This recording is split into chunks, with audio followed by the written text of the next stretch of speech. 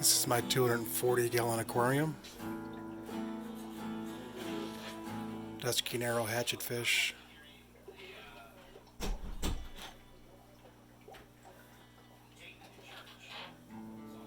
Black spot barbs.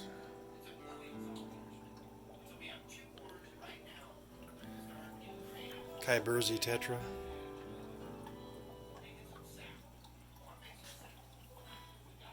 And on and on.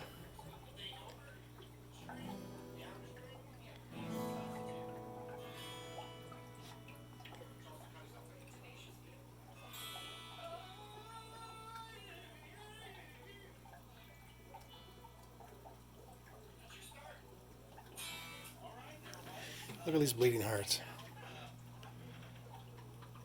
Those are big.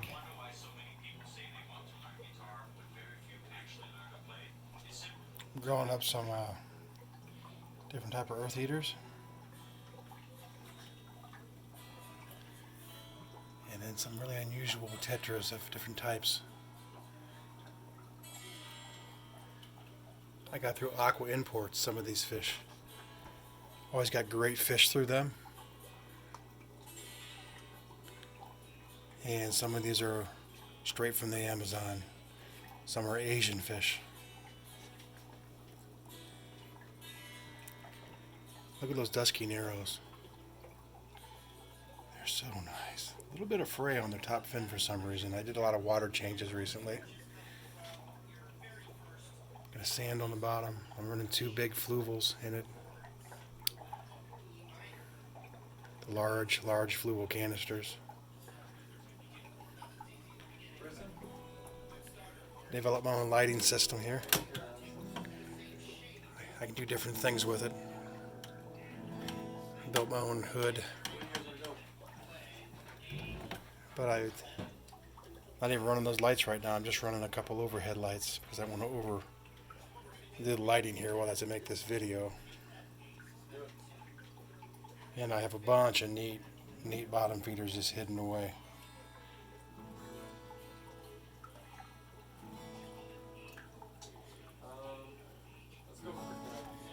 I'm going to see if I can do a little feeding here to show you how the feeding goes. I'm going to grab one of my many types of fish foods I have in my repertoire here.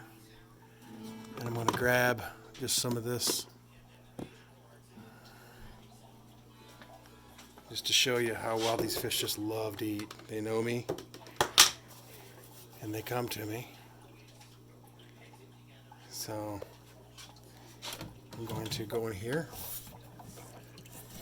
and I'm going to do this. Now watch this.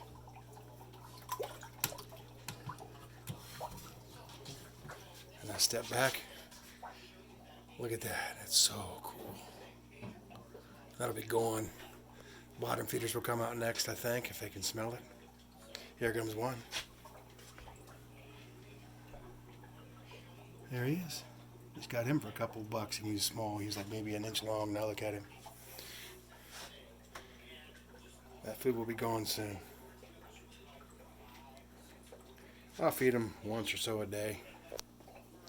Maybe twice a day, a little bit. This is kind of an overfeeding, but I wanted to get everything moving. That's just one of them.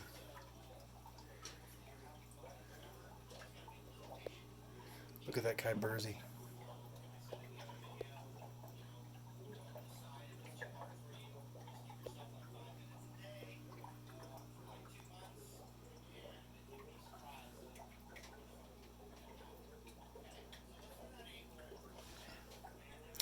I'm going to go around over here, go by a couple other tanks I have. This one I'm just sort of putting together. It's a little 40-gallon breeder. And I have over here some real nice fish. And this is a long ways into my tank.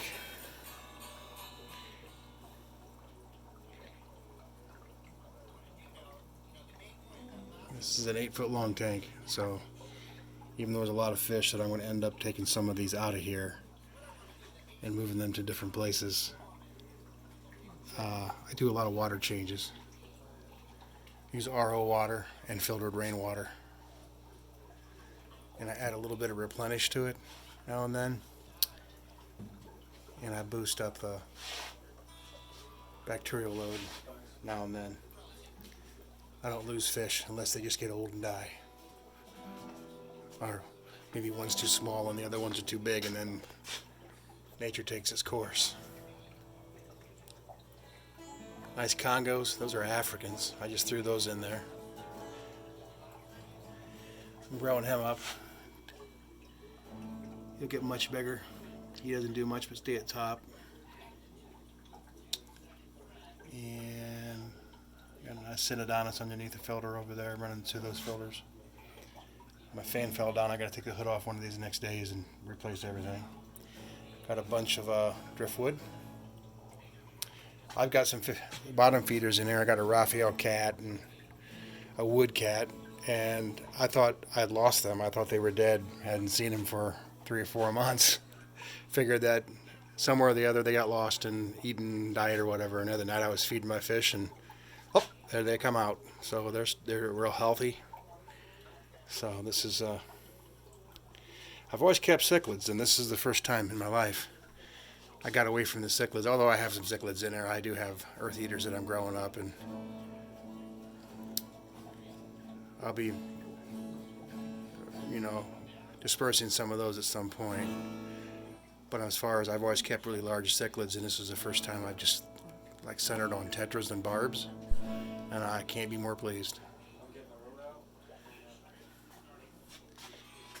As I look back at the tank, you can see that I've built that hood myself. I got the tank about 10 years ago, or 13 years ago now, from glass cages out of, I think it was Kentucky. And then I built the stand and built the hood myself, and the filter system runs through the back wall into the other side of the room. So I basically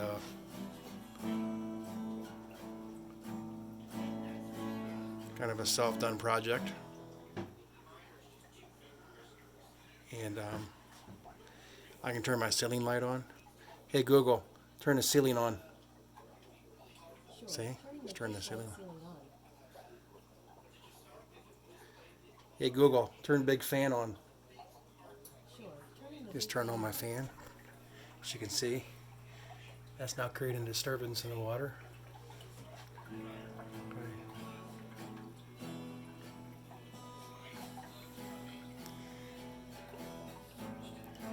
My daughter back there learning how to play guitar. She's so talented. That's her artwork through the tank.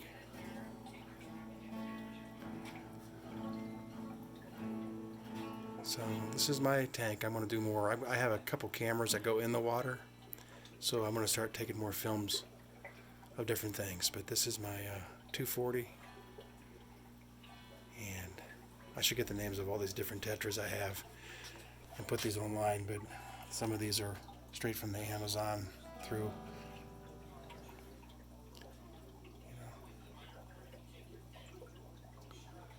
right out of Denver, Colorado. I think is where I got them through. Shipped to me overnight. There's a big old. Some of these Tertras, like even the Buenos Aires Tertras, those get really nice if you just let them grow up a little bit. They get really nice. And these fish, I bought these. These are Tertras. Right there, that reddish one. This right here. Oh, where'd it go? Right there. Those were really small when I got them. In 6 months, they've gotten big. They're so cool.